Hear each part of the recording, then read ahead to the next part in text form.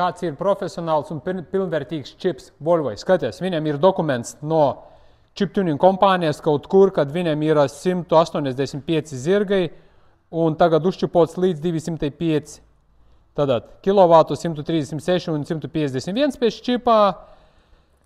Un tad griezies moments 400 un jābūt 450 pēc čipā. Un ieskriešana līdz odometru līdz 100 no 11 sekundēm ar pusi līdz 11 sekundēm, 1. Tātad klientam kaut kādas ir aizdomas, kāpēc tā mašina tik neiet normāli, kas un kā. Viņš atbrauc pie mums, mēs uzliekam mašinu uz jauda stenda, viņai stoks. Pilnībā visu oriģinālis. Nāc un skaties. Pat nav tik ir jābūt oriģinālis. 180, gandrīz 179. Šitais pirmais rans, kas ir, ar ko viņš atbrauca. Otrais to, ko mēs jau uztaisiem. Un griezies moments 376 un tagad mēs uztaisim 400. Redzi, un arī bišķiņ viņa lēkā nedaudz augšā lejā, tāpēc, ka ātrumu karba nedaudz slīd.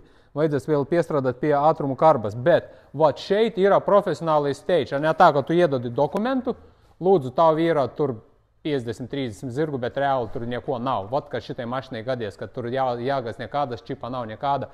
Failu pārbaudījos, starp citu, pilnībā oriģinālis. Es tagad neradīšu, negribu iet pie otrā datora un pārbaudīt, failu radīt, bet tur viss ir stoks, pilnībā stoks, nezinu.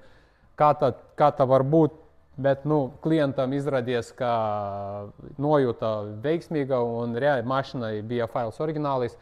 Profesionālais čips ir tagad tāds. Viņam izdrukāsim rezultātus 223 zirgai un 400 griezies moments, un tas ir pierādīts ar jauda stendu pie mums. Par labu cenu, starp citu. Šitai mašinai uzlikt mašinu uz jauda stenda, pamērīt, paņemt data logus, pārbaudīt failu, sačipot 250 € ar PVN. Ja vajag, pieteiciet.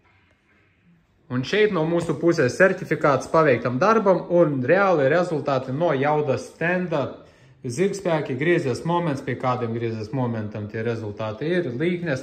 Viss ir reāli pierādījums, ne vismaz, ka tavu iedot kaut kādu dokumentu, ka tur ir tik un tik zirgspēki, griezies moments, mašina tik un tik ieskries, pilnībā garam. Šeit viss ir profesionāli.